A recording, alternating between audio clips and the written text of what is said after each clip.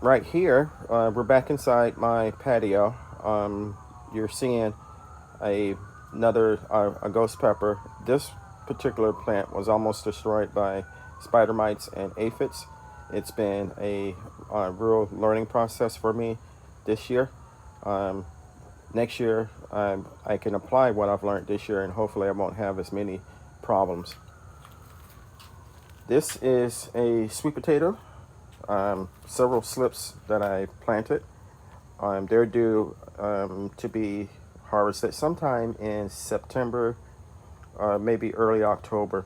Hopefully, I'll get some. This is a pigeon pea plant, actually, three of them. Hopefully, they will produce. Keeping my fingers crossed. More sweet potatoes. It's several in here, and instead of having them running all over the place, I decided to put them in a cage.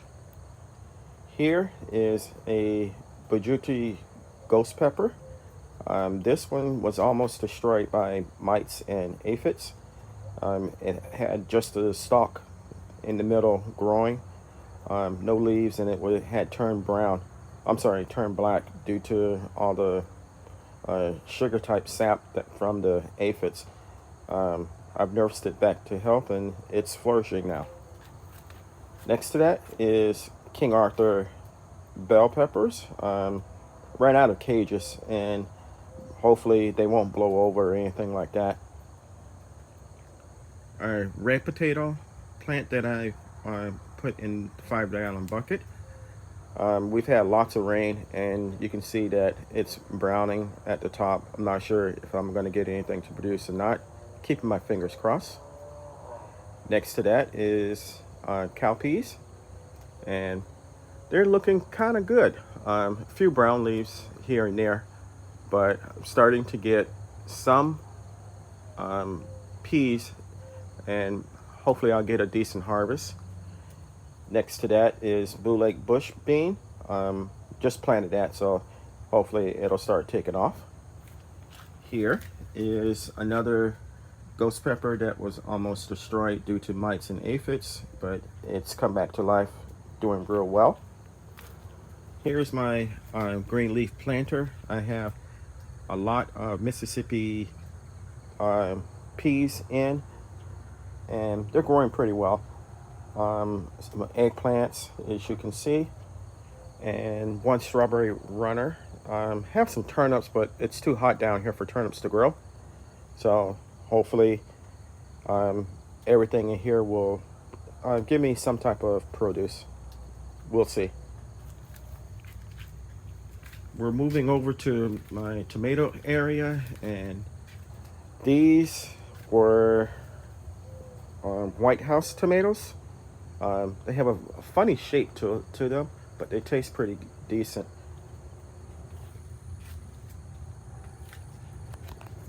I came out yesterday and did a severe prune on them. So there was a lot of yellowing and some dead leaves, so I took those off. Okay, in front is more of more tomatoes. These are, I forget what exactly type, but they are good for making sauce. I'll be coming out to get these three later on today. The one in the back, I have no idea what it is. This one here, what I did was I took a slice of tomato and placed it in my pot, and had several plants that sprung up from it. I believe it's some type of aroma.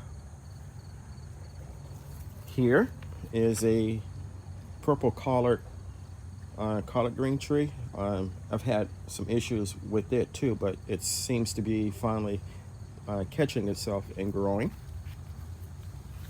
This is a green collard tree plant. It will, when it's fully mature, will be well over 6 feet tall, and I'm looking forward to that. Back here, several eggplants. These were also almost destroyed by aphids, and I had to nurse them back to health, and they're doing well now. We're standing in front of my pepper raised bed, and as you can see, everything's green again, but I cut down a lot of my plants and did a severe pruning on them. I had a really severe problem with aphids and mites, and this is my first year actually having this type of garden. And what I've learned is that there's a lot of work that you have to do, and you have to stay vigilant on making sure that you don't have any problems with aphids and mites.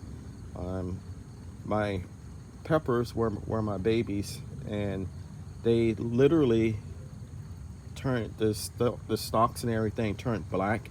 My leaves had this nasty mold on them, and they weren't bright and green.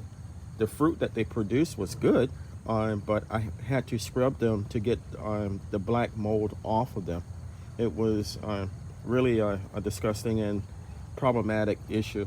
And right now, everything is looking good. I will stay on it so that it doesn't get like that again. This container rather, is my wife's flower container. It was also a pepper container.